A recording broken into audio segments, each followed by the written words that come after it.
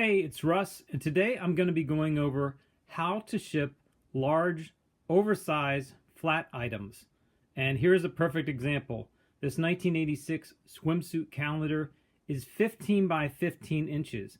But how do I safely ship it? First, let's go over the items you're going to need for this shipping project. 1, flat cardboard and a buffer that goes around the end of the wire of this calendar. I use some some black masking tape. I use packing tape, and I'm going to need 2 large plastic bags, shipping bags, that are extra strong.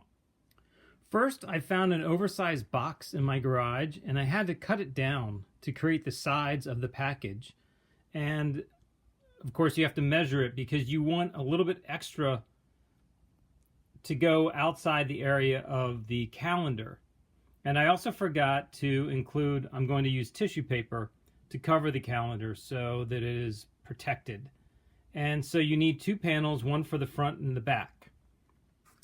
In addition, I take an end piece, especially with calendars that have the binding, because this is going to go around the end of the binding to protect it when it ships. I use tissue paper to cover the calendar so it's protected. And then I create a cardboard sandwich, basically, placing the bottom piece of cardboard underneath the calendar in the middle, and then I overlay the second piece of cardboard to cover it. What I've done is use the masking tape to sort of pinch down the edges so that the calendar does not move during shipment. And then I'm going to use this extra piece of cardboard as a cover for the very top to keep it protected. To get this set properly, I used anchor pieces on one side first, and then large pieces of tape that run on both sides of the package. That way, we've got a nice, solid, secure, safe package. Nothing is more frustrating than having an item that is so large that you cannot ship it in one of these plastic envelopes. The good thing is you can combine these 2 envelopes into one. First, line up the envelope so you have a larger width than the size of the package you'll be shipping. I've drawn out my line or made dots along the pattern, and now I just need to cut the second envelope. Once you've cut the first envelope, then you need to cut the edge of the other envelope so you can mesh the 2 pieces together. Once you've completed the cut, then slide the package in and slide it all the way to the edge. You want to set everything up so everything lines up very nicely at the top and the bottom.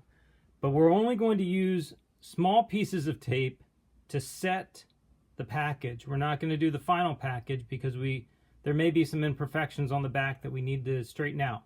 So carefully, basically put small pieces of tape to keep it in place, and then we'll do the larger pieces of tape once that is complete.